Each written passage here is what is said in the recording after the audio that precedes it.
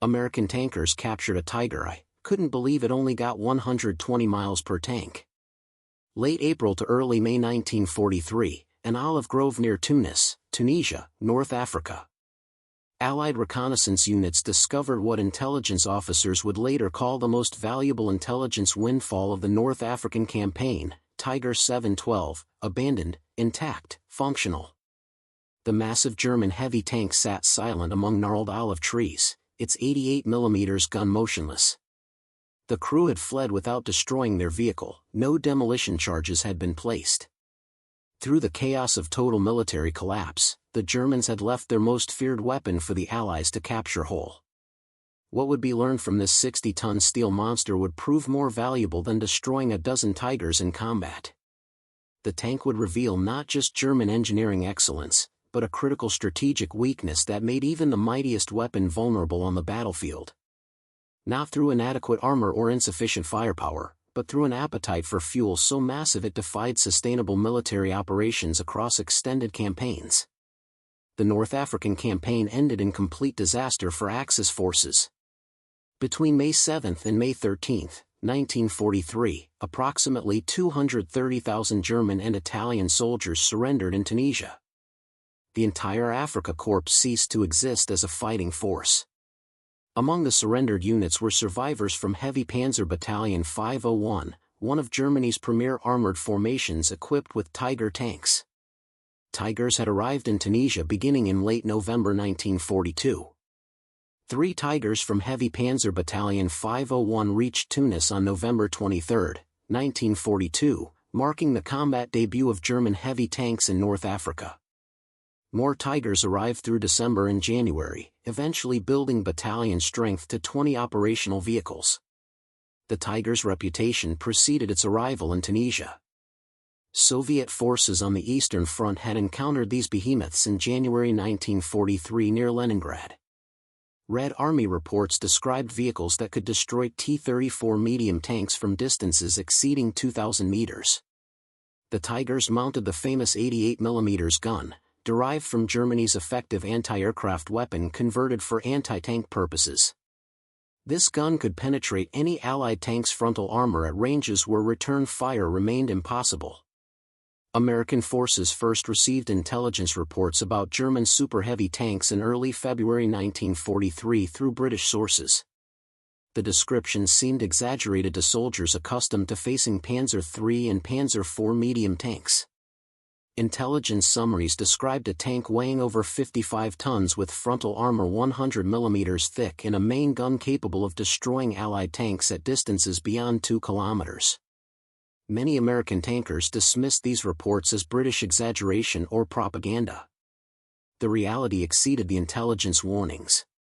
On February 14, 1943, German forces launched Operation Frühlingswind, Spring Wind, striking American positions at Fade Pass in central Tunisia. Elements of the 21st Panzer Division, reinforced by Tigers from Heavy Panzer Battalion 501, attacked Combat Command A of the United States 1st Armored Division. The Battle of Sidi Bouzid on February 14 and 15 demonstrated Tiger superiority decisively. Combat Command C of 1st Armored Division counterattacked on February 15 with 52 Sherman medium tanks. German forces had positioned anti-tank guns in a classic ambush with Tigers supporting from longer range. By the time Combat Command C withdrew, 46 of 52 Sherman tanks had been destroyed or disabled. Post-battle analysis revealed critical information about the Tiger threat. A battlefield survey conducted 3 weeks after the engagement map destroyed American tanks and determined what weapons had killed them. Remarkably, only 1 Sherman had been hit by an 88mm round, either from a Tiger or from towed 88mm anti-tank guns. Most American tanks fell to 50mm guns from Panzer IIIs or 75mm guns from Panzer IVs. The survey demonstrated that Tigers were relatively few in number, but their psychological impact far exceeded their actual battlefield presence. The Battle of Kasserine Pass, beginning February 19, 1943, introduced American ground forces to large-scale combat against experienced German armor. Tigers participated in the offensive, though in limited numbers. American Sherman tanks mounting 75mm guns had to close within 300 meters for any possibility of penetrating Tiger armor from flank or rear angles. Tigers could engage effectively from 2,000 meters with virtual impunity from frontal attack. The psychological impact on American tank crews proved severe. Army medical officers documented what they termed tiger phobia among tankers who had encountered the German heavy tanks. The mere report of tigers in an operational area would cause American units to request air support and artillery preparation before advancing. This psychological effect multiplied the tiger's tactical value far beyond its actual numbers. By March 1943, training materials had to be developed specifically to address tiger phobia among American armored units. Intelligence summaries emphasized that tigers appeared in very limited numbers, that they possessed vulnerabilities, and that proper tactics could neutralize their advantages. However, the training materials could offer little tactical guidance for Sherman crews facing tigers in direct combat beyond the unsatisfying advice to call for artillery or air support. The final weeks of the Tunisian campaign in April and early May 1943 revealed a different tiger vulnerability. Mechanical breakdowns, spare parts shortages, and fuel supply problems immobilized more tigers than Allied action destroyed. Heavy Panzer Battalion 501 had arrived in Tunisia with 20 Tigers and 16 Panzer III support tanks. By the end of April, only a handful remained operational. The rest sat abandoned or destroyed by their own crews as German forces collapsed. The battalion's war diary, captured by British forces and later shared with American intelligence, documented the deteriorating situation week by week. Entries from December 1942 showed 20 Tigers operational upon arrival. By December 28, only 14 remained operational, with 8 down for mechanical repairs. Spare parts proved unavailable. Fuel supply was irregular and insufficient for sustained operations. By January 30, 1943, only 11 Tigers remained operational. The diary noted that fuel shortages were becoming critical, with each Tiger requiring continuous supplies of fuel, lubricants, and spare parts that German logistics in North Africa could not provide consistently. March entries reported only 6 Tigers operational, with the remainder down from mechanical failure or fuel shortages. Requests for spare engines were denied, with headquarters reporting no engines available anywhere in the theater. The April 20 entry captured the desperation. Allied offensives were breaking through all German positions. Orders came to retreat, but fuel supplies were sufficient only for limited movement. Many Tigers would have to be abandoned. Demolition teams were overwhelmed trying to destroy so much equipment. Some vehicles would inevitably fall into enemy hands intact. Tiger 712 never received demolition charges. Its crew, facing overwhelming Allied pressure and desperately low on fuel, abandoned the vehicle in an olive grove near Tunis. Whether they expected demolition teams to reach it or simply fled to survive remains unknown. The chaos of total military collapse left many such questions unanswered. Lieutenant Sue of the 104th Tank Workshop, Royal Electrical and Mechanical Engineers, documented the discovery of Tiger 712 on June 9, 1943. His report noted the tank sat functional and intact in an olive grove alongside other abandoned German vehicles, including at least 2 other Tigers and a Panzer III. The grove appeared to have served as a field workshop with 1 Tiger's engine covers removed. Demolition had destroyed 1 Tiger completely, but Tiger 712 remained untouched. The discovery electrified Allied intelligence communities. Colonel George B. Jarrett, chief of the Foreign Material Branch at Aberdeen Proving Ground in Maryland, received notification that American forces had secured an intact Tiger. This represented an unprecedented intelligence opportunity. For months, Allied forces had fought Tigers without fully understanding their capabilities or limitations. Now, they possessed one to examine, measure, test, and analyze in complete detail. The recovery operation itself demonstrated the Tiger's extraordinary size and weight. Tiger 712 weighed 56.9 tons in combat configuration. American M31 tank recovery vehicles were designed to recover 30-ton Sherman tanks. Moving the Tiger required multiple recovery vehicles working together, plus bulldozers and specialized heavy equipment. The convoy transporting Tiger 712 from the capture site to Tunis port moved primarily at night to avoid any remaining Luftwaffe attention, though by May 1943, German air power over Tunisia had effectively ceased to exist.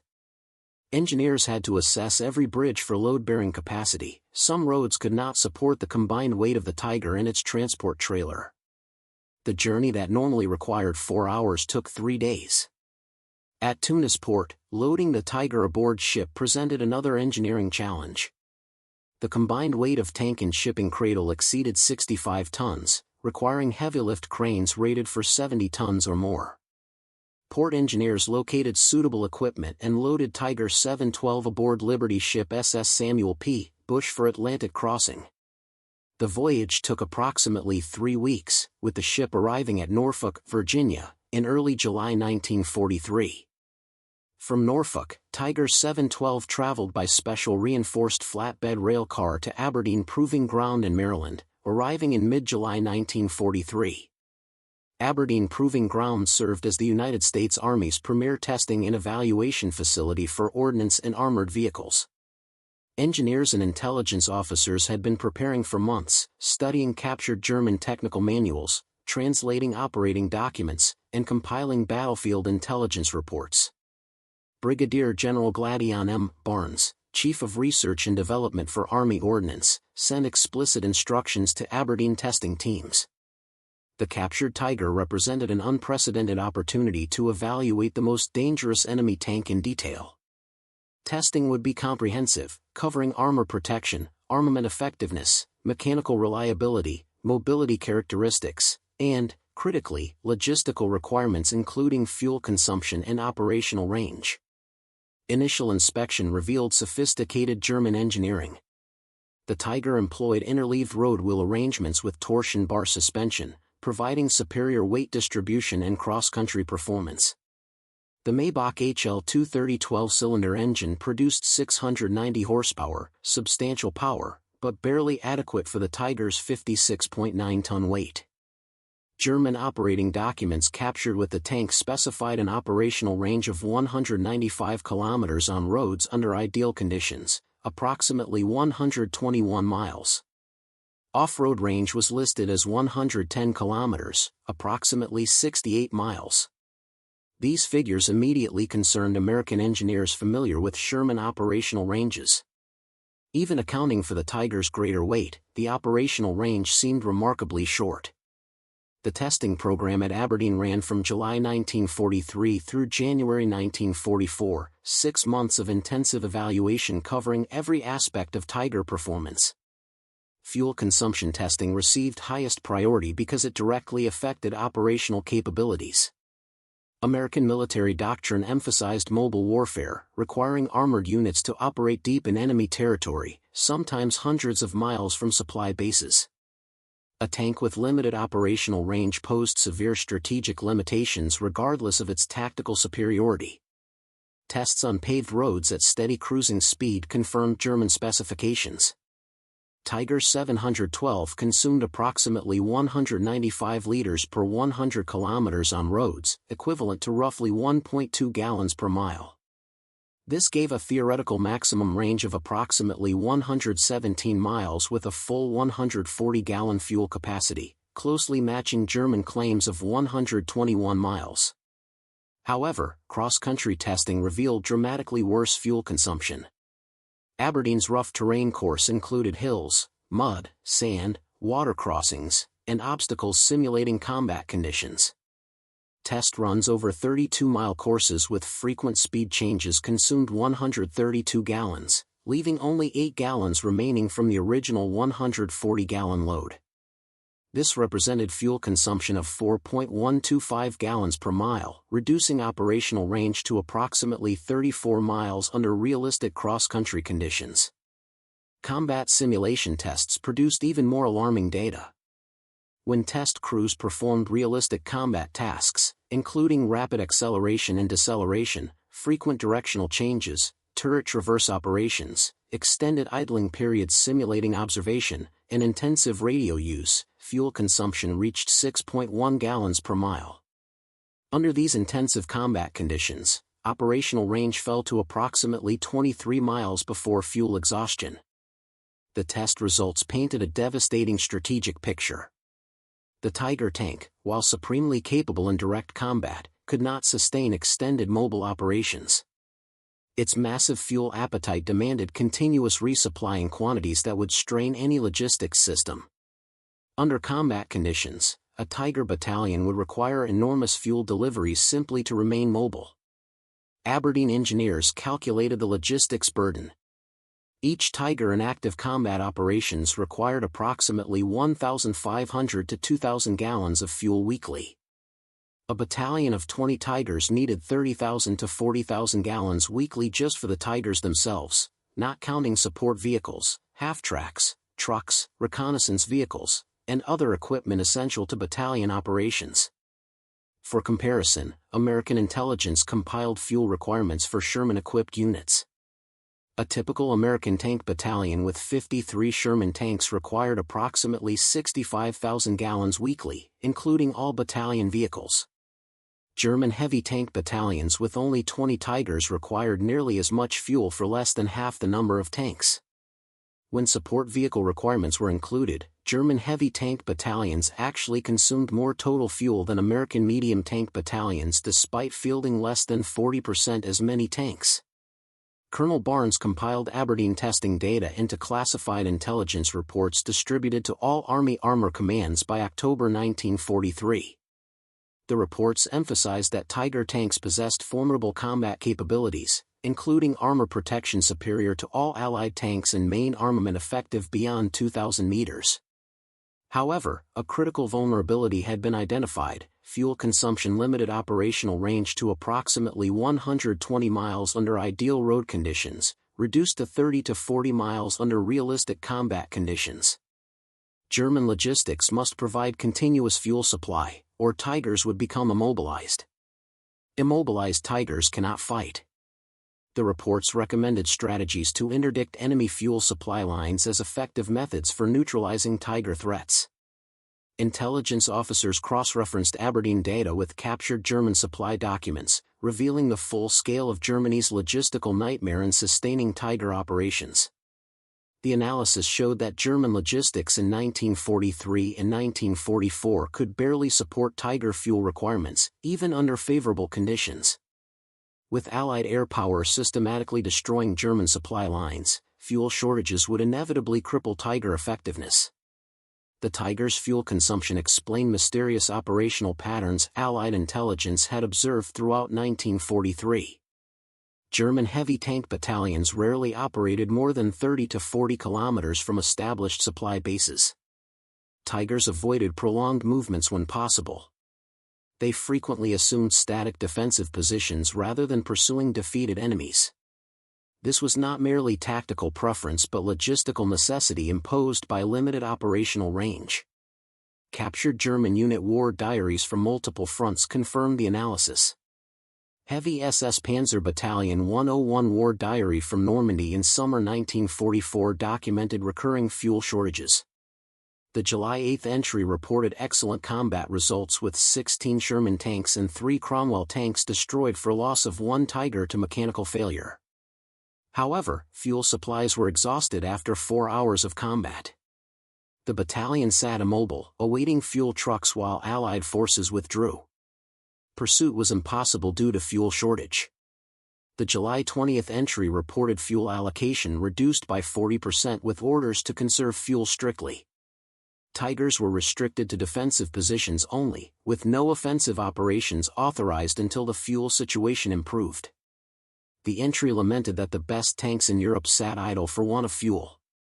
The August 6 entry reported 3 Tigers abandoned during withdrawal from the Falaise pocket. All were mechanically functional but had empty fuel tanks with no fuel available for movement. Demolition teams were placed, but crews were uncertain if detonation succeeded. Crews evacuated on foot. British intelligence shared captured documents showing identical patterns on other fronts. Heavy Panzer Battalion 503 records from Italy showed Tigers repeatedly immobilized by fuel shortages. 5th SS Panzer Division Viking records from the Eastern Front told the same story of combat effectiveness crippled by inability to maintain fuel supplies. Everywhere Tigers operated, fuel shortages limited their effectiveness. American intelligence distributed tactical guidance based on Aberdeen findings to all combat units by November 1943. The guidance advised that when encountering Tigers, units should avoid direct frontal engagement when possible. Instead, maneuver to force Tigers to reposition. Each mile a Tiger moves consumes significant fuel reserves. Extended maneuvering exhausted Tiger fuel supplies rapidly.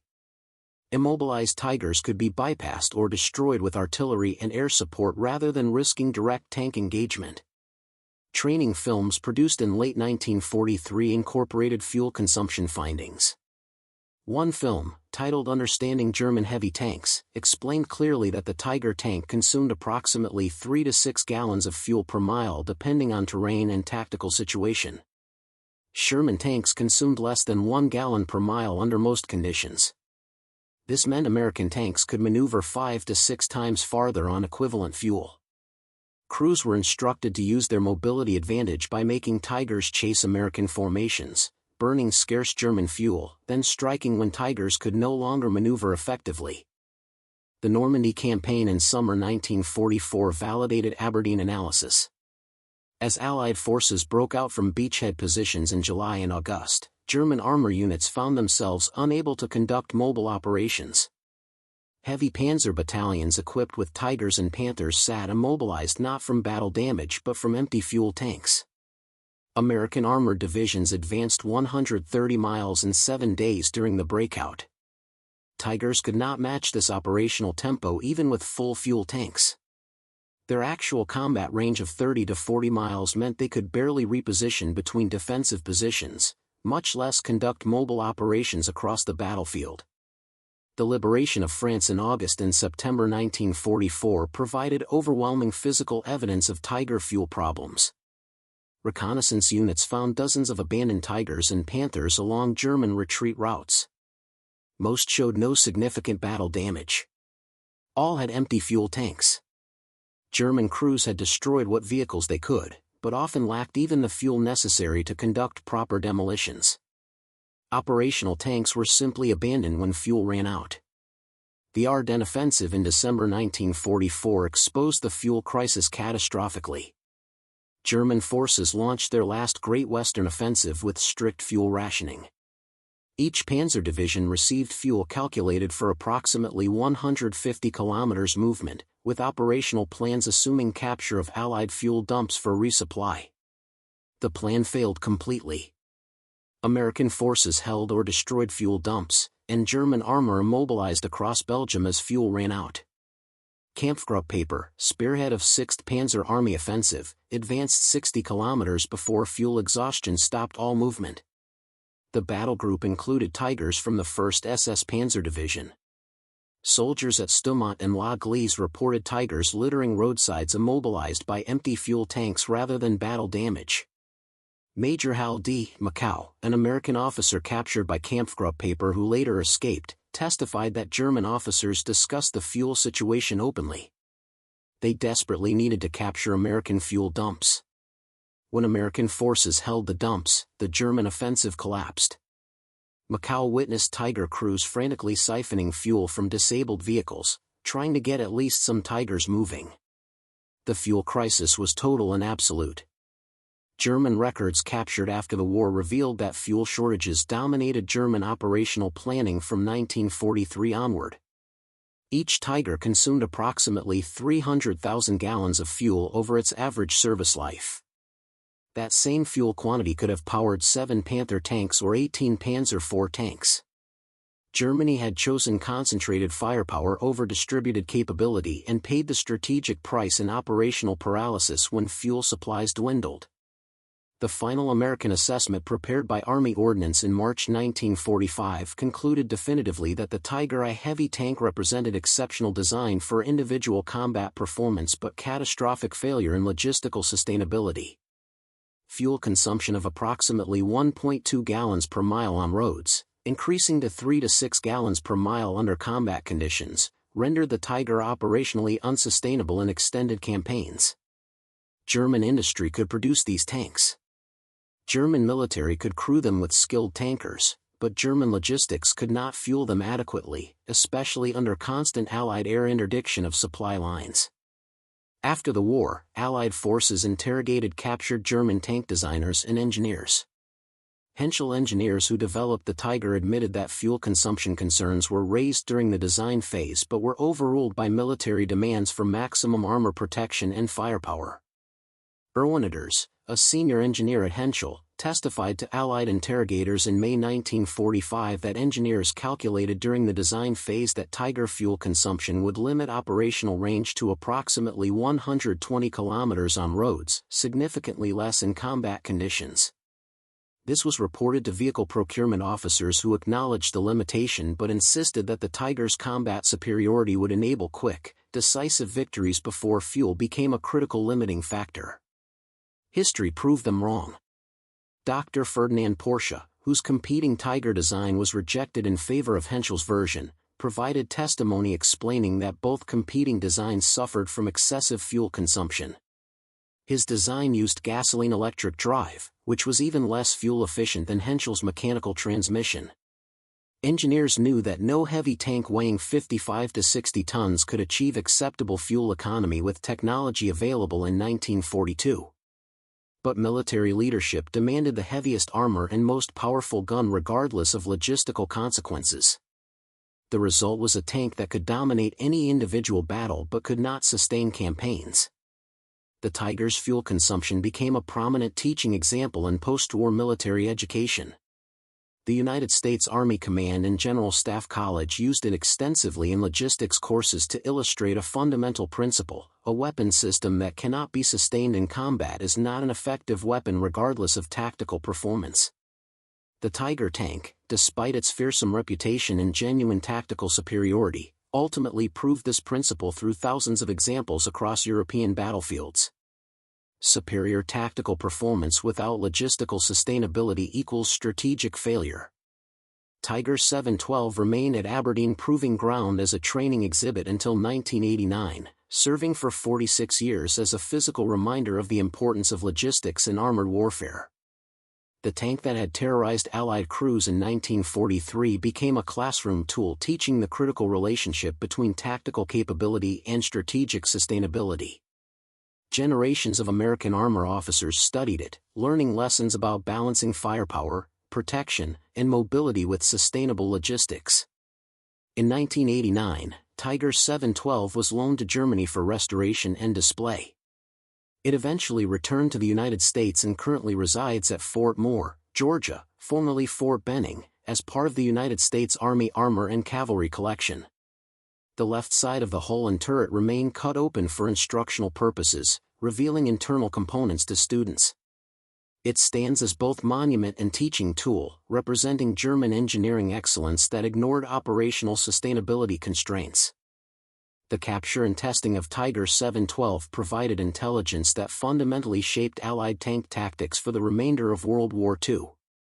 American tank crews learned that the fearsome Tiger possessed a vulnerability more significant than any weakness in its armor scheme: it consumed fuel at rates that made sustained mobile operations impossible when facing Allied air interdiction and systematic attacks on German supply lines.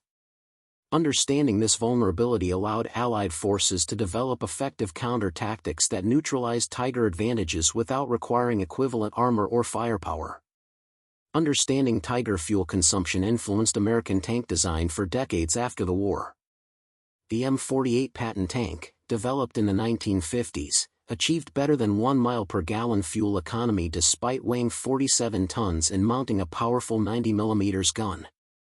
American engineers remembered that mobility depends fundamentally on fuel efficiency, and fuel efficiency demands disciplined engineering choices balancing multiple competing requirements.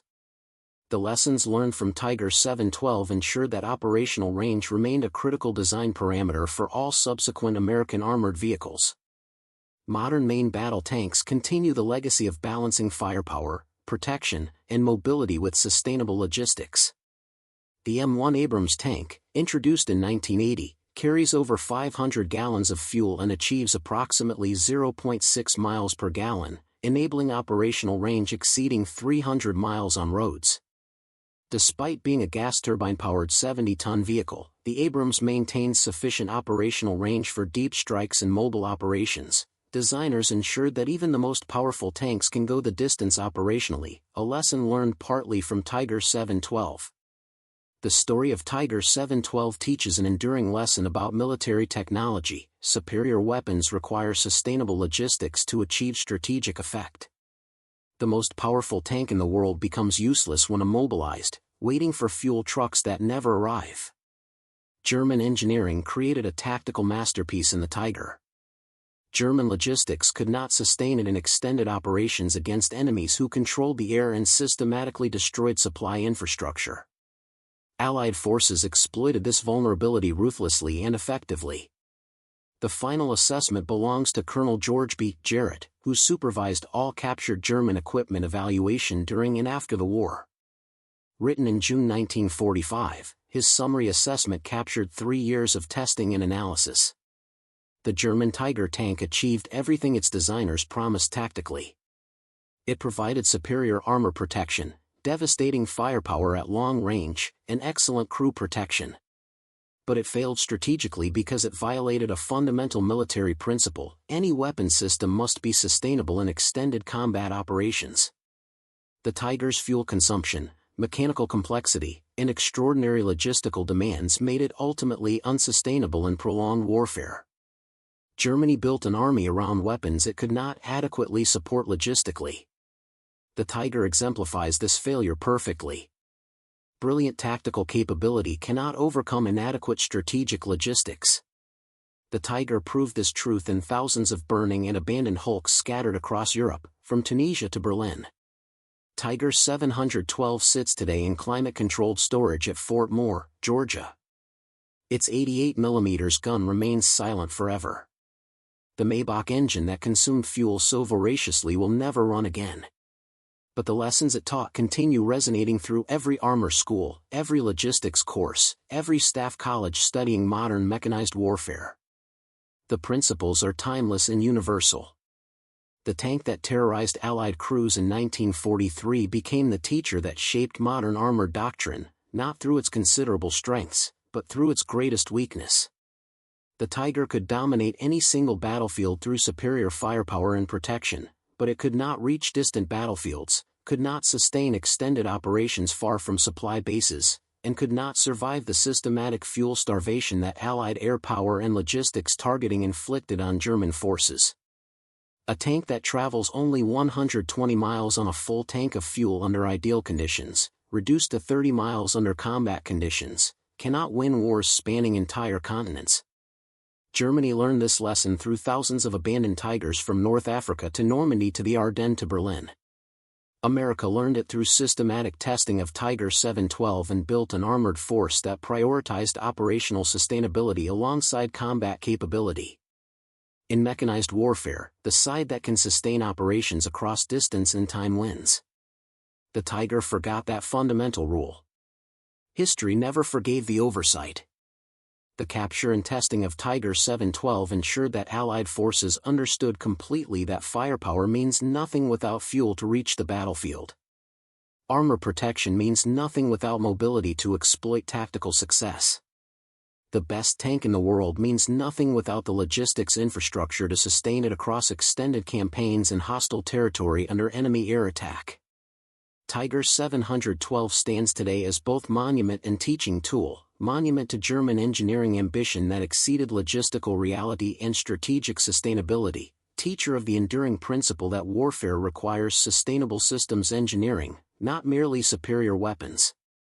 The most powerful weapon becomes expensive, immobile sculpture when it cannot move to the next battle. The Tiger tank proved that lesson definitively and repeatedly across European battlefields. The Americans who captured and tested it learned that lesson completely and incorporated it into doctrine. Modern armored forces remember that lesson constantly.